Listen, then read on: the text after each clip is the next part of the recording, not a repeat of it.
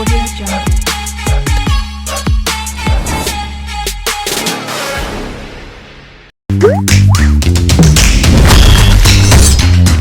Audio Jungle. नमस्कार, मेरा नाम है शिवम वर्मा और स्वागत है आपका आपके अपने चैनल शिवम वर्मा एक्सीलेंस पे। दोस्तों, आज हम भारतीय साक्ष्य अधिनियम 2023 शुरू कर रहे हैं। पूरा बेयर एक्ट पढ़ेंगे और मेरी कोशिश होगी ये कि ये पूरा जो भारतीय साक्ष्य अधिनियम है ये मैं पूरी तरीके से आपको समझा पाऊँ, आपको याद करा पाऊँ। सबसे बड़ी कोशिश मेरी यही रहेगी कि मैं आपको याद करा पाऊँ। पढ़ाते तो सब हैं, लेकिन याद कैसे किया जाए, क्या ट्रिक्स और टेक्निक्स हैं जिनको यूज करके हम चीज़ों को याद कर सकते हैं, इस चीज़ पे विशेष ध्यान रहेगा। तो चलिए शुरू करते हैं।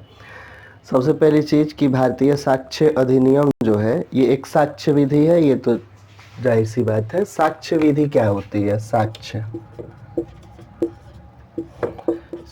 विधि क्या है?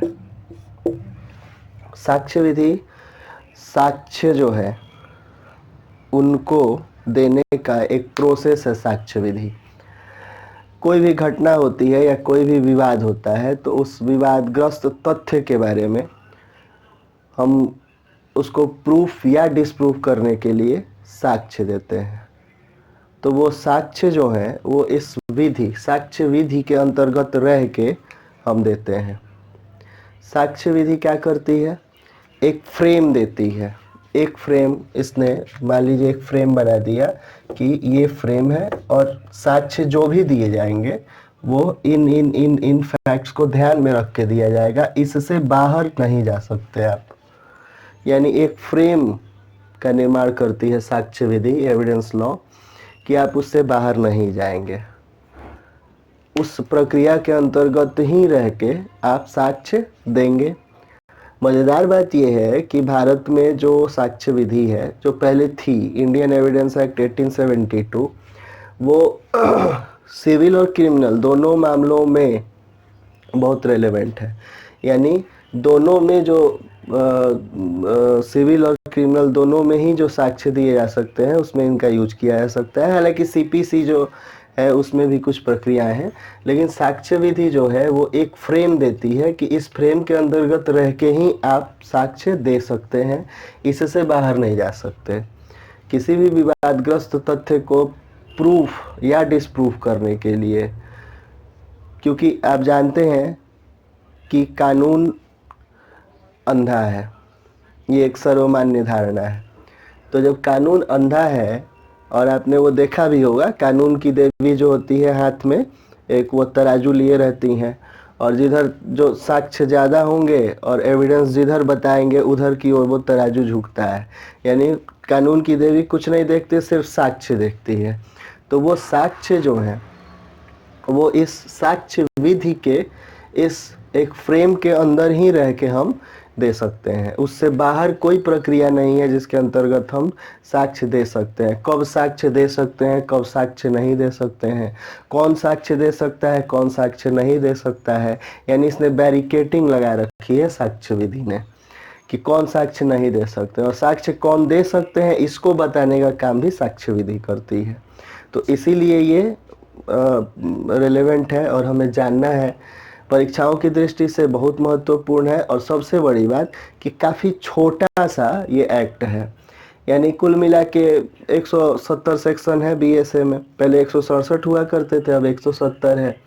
तो और मिला जुला के पुरानी वाली बात ही नए वाले में है, सिर्फ सेक्शंस इधर से उधर किए गए। सेंट स्टीफेंस ने ड्राफ्ट किया था उसको, इंडियन एविडेंस एक्ट को, और बीएसए जो है उसी चीज़ को लेके और इधर उधर सेक्शन करके, सोचिए कितना मतलब ज़बरदस्त तरीके से, इंटेलिजेंट माइंड से ड्राफ्ट किया गया होगा कि इतना कम में बहुत सारी बात है ना, गागर में सागर भरने वाली बात है। ये छोटे से एक्ट में ही बहुत सारी चीज़ों को बता दिया गया है और याद करना बहुत कठिन नहीं है। और हमेशा एपीओ की परीक्षा हो तो 15-20 नंबर के क्वेश्चंस तो इससे आ ही जाते हैं।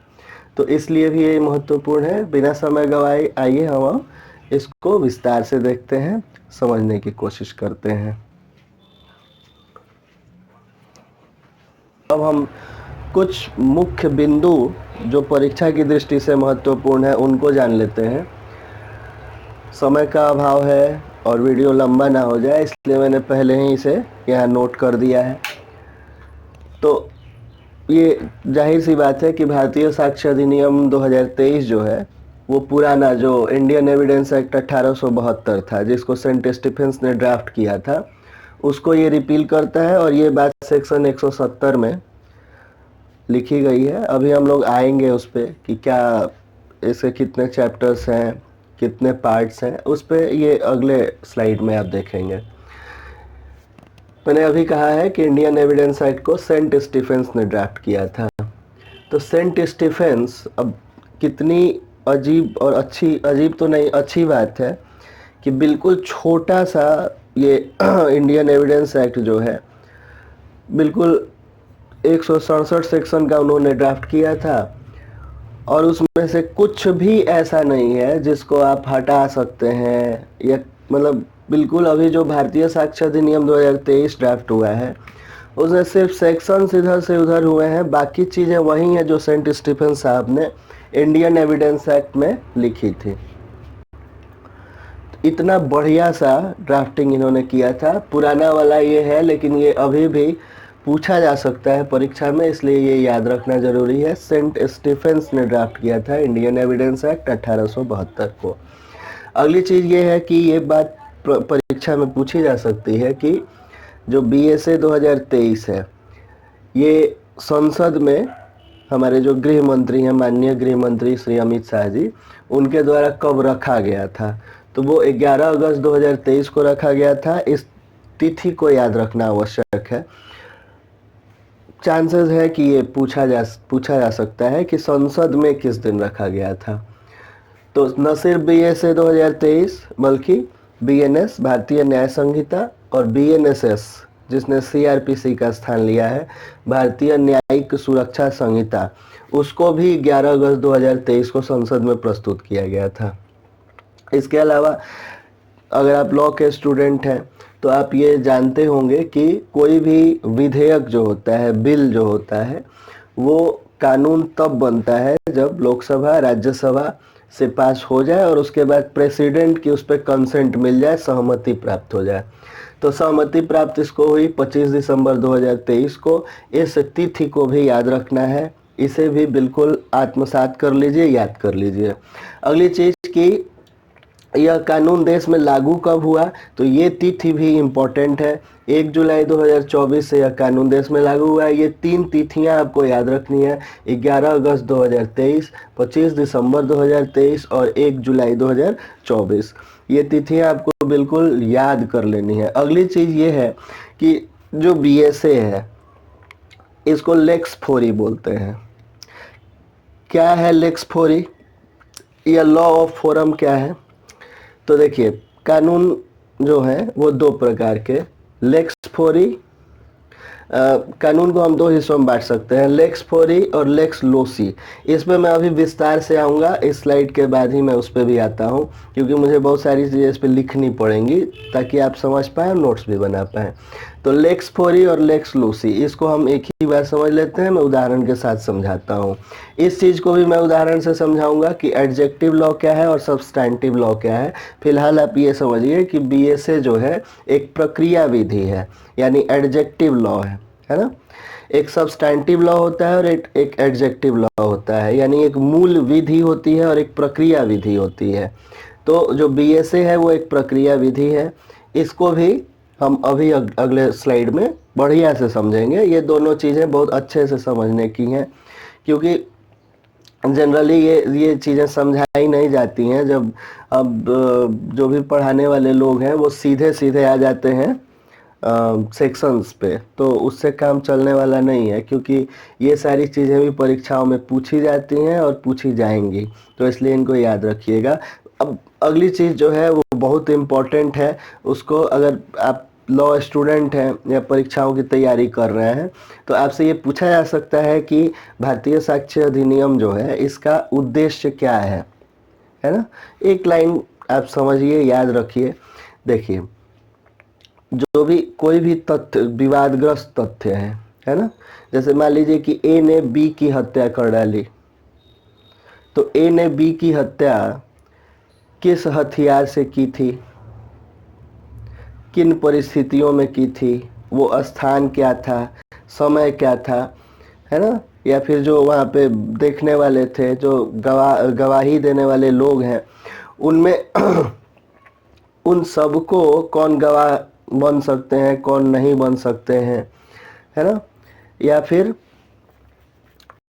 वैसे साक्ष्य दिए जा सकते हैं जो उस तथ्य को प्रूव या डिसप्रूव करें। तो इसका एक रास्ता दिखाती है ये साक्ष्य विधि, एविडेंस एक्ट। एविडेंस एक्ट में जैसे अभी एक सेक्शन आपको इसमें मैं आगे पढ़ाऊंगा कि उसमें ये कहा गया है कि अगर सिविल मुकदमे हैं तो उन सिविल मुकदमों में जो किसी आदमी का पुराना कैरेक्टर है, मतलब वो कैरेक्टरलेस है या कैरेक्टर का अच्छा है, इन सब चीज़ों का कोई फर्क नहीं पड़ता है और उसके साक्ष्य नहीं दिए जा सकते हैं, है ना। वैसे ही जो भी साक्ष्य दिए जाएंगे वो किन सीमाओं में रह के दिए जा सकते हैं, इस चीज़ को बताने का काम एविडेंस एक्ट करता है, साक्ष्य विधि का। पिछली स्लाइड में हमने ये जाना था कि जो भारतीय साक्ष्य अधिनियम है वो लेक्स फोरी नेचर का है। तो लेक्स फोरी और लेक्स लूसी ये दो कॉन्सेप्ट्स हैं जिन्हें हमें समझना चाहिए। लेक्स फोरी का मतलब क्या है, तो lex fori law of the forum, यानी विधिक क्षेत्र का कानून। उदाहरण देख लेते हैं। यदि कोई मामला भारत के न्यायालय में चल रहा है तो उस पर भारतीय विधि लागू होगी, चाहे पक्षकार किसी दूसरे देश का हो। अर्थात अगर किसी विदेशी ने, चलिए इसको एक उदाहरण से मैं समझाता हूँ। जैसे मान लीजिए इटली के नाविक थे दो, नाम तो मुझे याद नहीं है, उन्होंने मछुआरों की हत्या कर दी। उन पर आरोप था कि उन्होंने मछुआरों की हत्या की है।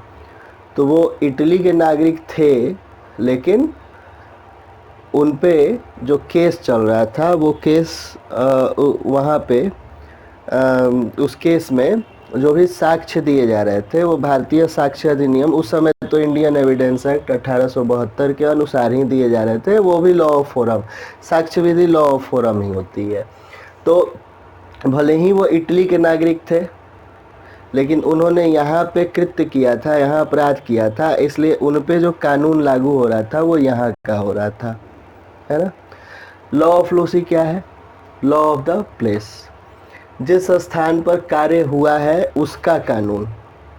यानी इससे मतलब नहीं है कि मैं एक चीज़ क्लियर कर दूं, ये दोनों देखने में और समझने में लगता है कि सेम ही है, लेकिन ये सेम नहीं है।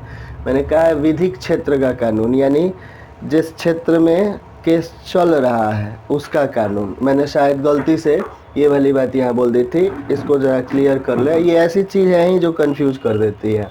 तो विधिक क्षेत्र का कानून यहाँ पे यानी जहाँ पे केस चल रहा है वहाँ का कानून, ये वो लेक्स फोरी हो गया। लेक्स लूसी यानी जिस स्थान पे कार्य हुआ है ना, जहाँ घटना हुई है, उसे लेक्स लूसी के श्रेणी में रखा जाता है, लॉ ऑफ द प्लेस, है ना।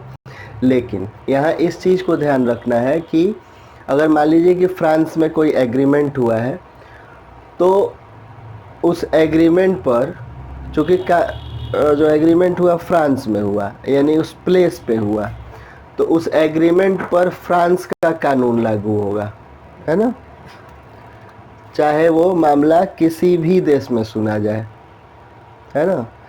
इसको इस चीज़ से समझिए। कभी कभी आप बुक वगैरह में देखते होंगे कॉपीराइट के मामलों में, वहाँ लिखा रहता है कि इस सॉरी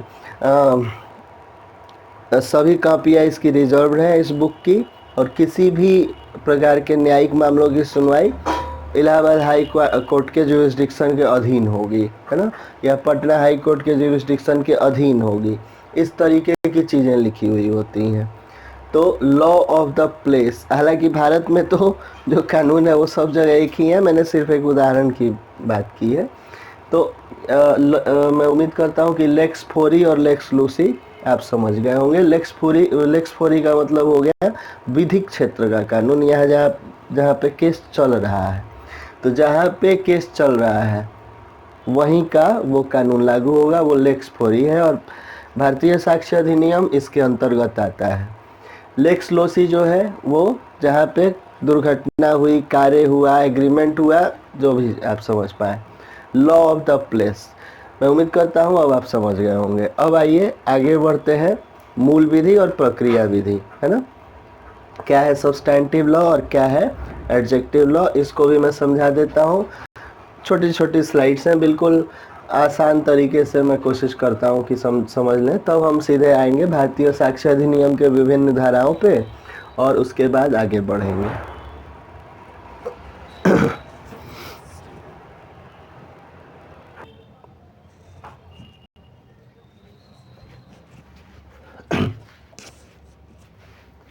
अब आते हैं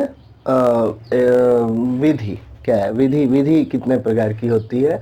मैंने अभी ये बताया था कि जो भारतीय साक्ष्य अधिनियम है वो एडजेक्टिव लॉ है, यानी प्रक्रिया विधि है। तो हम ये एक कॉन्सेप्ट जान लेते हैं कि विधि कितने प्रकार की होती है। जो नए स्टूडेंट्स होते हैं कानून के, या फिर जो तैयारी भी कर रहे हैं, उन्हें तो खैर मालूम ही होना चाहिए, लेकिन यदि आपको मालूम नहीं है तो ये जान लीजिए कि जो विधि होती है वो दो प्रकार की होती है। पहली मूल विधि यानी सब्सटैंटिव लॉ, और दूसरी होती है प्रक्रिया विधि यानी एडजेक्टिव लॉ। तो क्या है मूल विधि? तो देखिए, मनुष्य जब पैदा होता है तो अपने अधिकारों को लेकर पैदा होता है और धीरे धीरे कर्तव्यों को सीखता है। तो ये जो अधिकार हैं उसके, और साथ साथ जो कर्तव्य है ना, तो इसको बताने का काम मूल विधि करती है। जैसे अगर हम कहें कि भारत का संविधान, तो भारत का संविधान जो है उसमें मूलाधिकार भी हैं और मौलिक कर्तव्य भी हैं। यानी अधिकार आपके बताए गए हैं कि आपके कौन कौन से अधिकार हैं, लेकिन साथ ही साथ अधिकारों जो है, अधिकार बिना कर्तव्यों के अधिकार नहीं हो सकते हैं। आपके अधिकारों के साथ कर्तव्य जरूरी हैं और वो जुड़ते हैं। तो अधिकार भी बताएं कि हाँ आप ये चीज़ जो है आप मांग सकते हैं, और ये आप जब पैदा हुए थे तो आपके साथ ही आपके अधिकार भी पैदा हुए थे। भले ही हमने कोडिंग करके और कानून बना के आपके अधिकारों को बताया। तो जो मूल विधि होती है या सब्सटैंटिव लॉ होता है, उसमें अधिकारों और कर्तव्यों को परिभाषित किया जाता है ना। जिसमें अगर उदाहरण देखेंगे आप तो भारतीय न्याय संहिता, transfer of property act, Indian contract act, Hindu law, Muslim law वगैरह जो आपके अधिकार और कर्तव्य बता रहे हैं, ये सारे कानून इसमें आते हैं।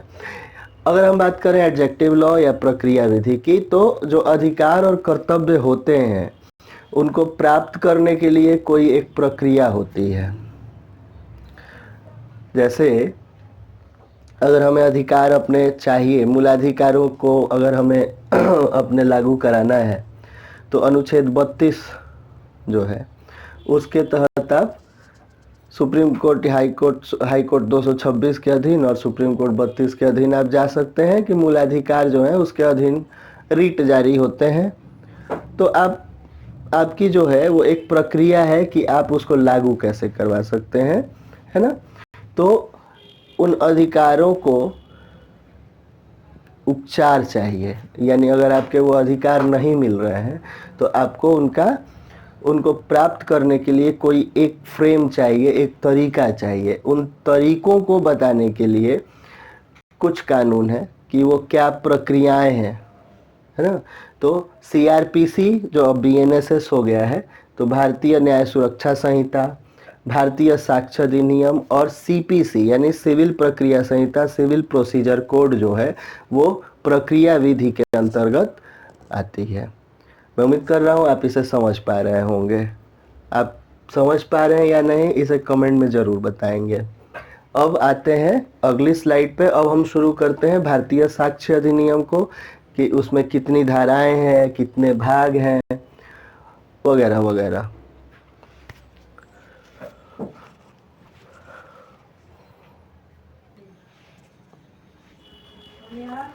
तो भारतीय साक्ष्य अधिनियम जो है, अब मैं डायरेक्ट इसको शुरू कर रहा हूँ। तो देखिए जो भारतीय साक्ष्य अधिनियम है ये 4 भाग में, ये जो है ये 4 भाग हैं इसके। ये सब चीजें क्यों बताई जा रही हैं, क्योंकि परीक्षा की दृष्टि से अत्यंत महत्वपूर्ण है, वेरी इंपॉर्टेंट। इसको याद रखना है आपको, एक स्टूडेंट के नाते भी याद रखना है। जब भारतीय साक्ष्य अधिनियम आप शुरू कर ही रहे हैं तो ये सब चीज़ें तो जाहिर सी बात है आपको याद रहनी चाहिए। 4 भाग, उसके अलावा 12 चैप्टर्स, 12 अध्याय हैं इसके। ये देख लीजिए 4 तिया 12 होता है, तो 4 और 12 याद रखेंगे। 4 भाग है, 12 अध्याय हैं इसके। इसके अलावा इसमें कुल सेक्शंस जो है वो 170 धाराएं या सेक्शंस इसमें हैं। 170 धाराएं, पहले 167 थी, अभी 170 हो गया। और 170 क्या है, तो 170 मैंने बताया था कि ये घोषणा करता है कि जो भारतीय साक्ष्य अधिनियम है वो इंडियन एविडेंस एक्ट 1872 को रिपील करता है, निरस्त करता है। 170 धाराएं और एक शेड्यूल है, याद रखेंगे। एक अनुसूची, इसमें एक शेड्यूल है। ये कुछ मोटा मोटी तथ्य हैं जिनको आप याद कर लें तो बेहतर होगा। 4 भाग, 12 अध्याय, 170 धाराएं और एक शेड्यूल। अब इन सब के बारे में हम विस्तार से चर्चा करेंगे कि ये 4 जो पार्ट्स हैं क्या क्या हैं, 12 अध्याय जो है वो क्या क्या है, और 170 धाराएं, वो तो हम बहुत ज़्यादा विस्तार हो जाएगा। तो इसको हम देख लेते हैं कि क्या क्या चीज़ें हमें जान लेनी चाहिए और इसको याद रखना है।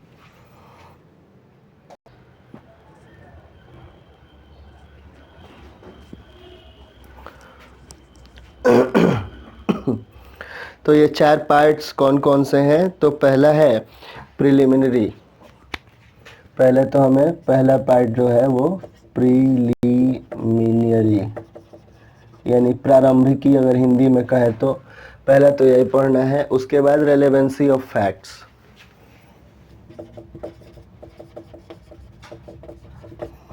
Relevancy of facts. एक लॉ स्टूडेंट होने के नाते आपको ये याद रहना चाहिए। हालांकि परीक्षा में पूछने की संभावना बहुत ज़्यादा तो नहीं है, ऐसे पार्ट्स तो नहीं पूछे जाते, बावजूद इसके आप अगर इसको याद रखें तो अच्छा है, अच्छी बात है। अगला जो पार्ट है वो है ऑन प्रूफ, और इसका जो अंतिम यानी चौथा जो पार्ट है वो है production and effect of evidence. Production and effect of evidence. इस तरीके से कुल 4 भाग जो हैं इसके हैं। अब हम बात करते हैं अध्यायों की, जो कि कुल 12 है, और ये 12 अध्याय आपको याद रहने चाहिए कि कौन सा अध्याय क्या है, ये पूछा जाता है परीक्षा में, और ये आपको बिल्कुल याद रहना चाहिए। तो जो सबसे पहला जो अध्याय है वो प्रिलिमिनरी ही है और दूसरा रिलेवेंसी ऑफ फैक्ट्स ही है, यानी दोनों जो है ये भाग जो है उसकी तरह है। पहला जो चैप्टर है वो है प्रिलिमिनरी, तो ये तो याद करना आसान हो जाएगा। दूसरा रेलेवेंसी ऑफ फैक्ट्स। लॉ कभी भी पूरी तरीके से हिंदी मीडियम में नहीं पढ़ा जा सकता है, आपको इंग्लिश लाना ही पड़ेगा। हाँ, मेंस की परीक्षा में आप अगर माध्यम आपका हिंदी है तो आप उस समय हिंदी अगर नहीं आ रहा है तो देवनागरी में ही इंग्लिश को भी लिख सकते हैं। ऐसा कुछ नहीं है कि आप हिंदी ही पूरी तरीके से लिखें, क्योंकि इतनी क्लिष्ट भाषा हो जाती है हिंदी की कि उसको फिर, अब ये क्या है रेलेवेंसी ऑफ फैक्ट्स, तो तथ्यों की सुसंगति, तो ये थोड़ा सा अजीब तरीके का साउंड भी कर रहा है और लिखने में भी अलग ही लिखा जा सकता है, लेकिन ऐसे ये तो अभी बहुत साधारण सा वो है, लेकिन बहुत हार्ड चीज़ें भी जो हैं वो हिंदी में तो उतनी हिंदी हो नहीं पाएगी, आपको मिला के पढ़ना चाहिए अगर आप विशुद्ध रूप से हिंदी माध्यम के छात्र हैं। तो इंग्लिश के हैं तब तो ठीक ही है, अच्छी बात है, लेकिन हिंदी और इंग्लिश मिला के पढ़ने की कोशिश करें। कानून जो है वो कभी भी पूर्णतः हिंदी में आप नहीं पढ़ सकते हैं ना समझ सकते हैं। मैं लॉ का प्रैक्टिशनर हूँ, खुद मैं यहाँ एडवोकेट हूँ, तो मैं शुरू से ही हिंदी माध्यम का स्टूडेंट रहा हूँ, बावजूद इसके बिना इंग्लिश का काम नहीं चल पाता। कई बार तो हिंदी से आसान इंग्लिश ही लगने लगती है। और शुरू से हमने जब तैयारी वगैरह भी करी थी तब हिंदी में ही की थी, लेकिन धीरे धीरे उस समय ही पढ़ते वक्त ही एहसास हुआ कि नहीं, बिना इंग्लिश के काम नहीं चलेगा। तो फिर वो चीज़ें डेवलप हो जाती हैं। आप धैर्य रखें, पढ़ें और आपको ये सारी चीज़ें याद हो जाएंगी। दूसरा जो अध्याय है वो रेलिवेंसी ऑफ फैक्ट्स है।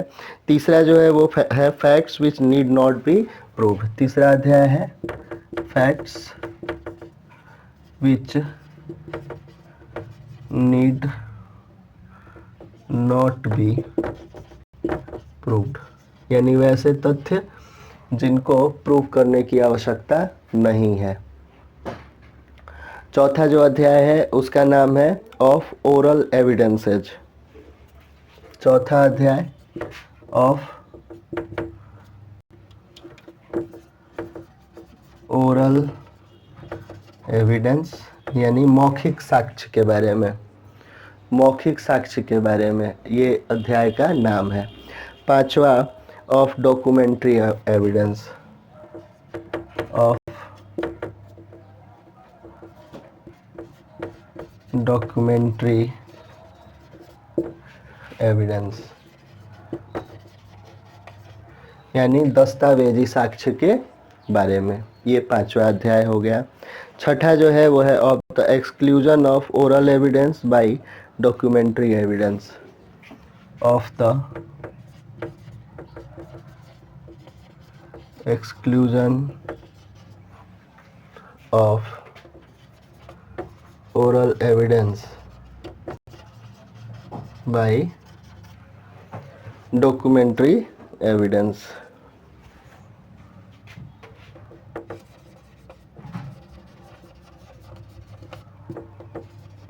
यानी इसकी हिंदी आप समझ पा रहे होंगे कि ओरल एविडेंस का एक्सक्लूजन किसके माध्यम से, डॉक्यूमेंट्री एविडेंस के माध्यम से। जो ओरल एविडेंस है उनको डॉक्यूमेंट्री एविडेंस के थ्रू एक्सक्लूड कर सकते हैं। अगला जो अध्याय है सातवां of the burden of proof, of the burden of proof, सबूत के भार के विषय में, of the burden of proof, of the burden of proof यानी सबूत का भार, सबूत के भार के विषय में। आठवां जो अध्याय है उसका नाम है एस्टॉपल। एस्टॉपल यानी विबंध, सब विस्तार से पढ़ेंगे, धैर्य रखिए। एस्टॉपल मीन्स विबंध, गलत लिख दिया मैंने, ESTO नहीं, ठीक है, ESTOPPEAL, एस्टॉपल। अगला है ऑफ विटनेसेज, साक्षियों के बारे में, साक्षियों के विषय में, ऑफ विटनेसेज, ऑफ विटनेसेज, है ना। ये 9वां अध्याय हो गया। मैं ऊपर से इरेज कर रहा हूँ ताकि मैं ऊपर लिख सकूँ, आप नीचे ही लिखेंगे।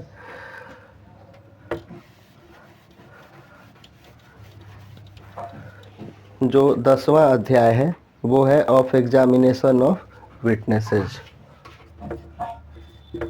ऑफ एग्जामिनेशन ऑफ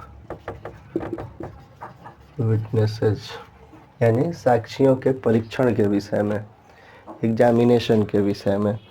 उसके बाद 11वां अध्याय of improper admission and rejection of evidence. 11वां ऑफ इम्प्रॉपर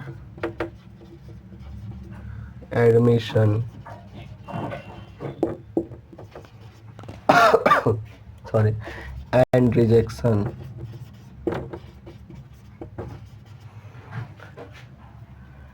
एडमिशन ऑफ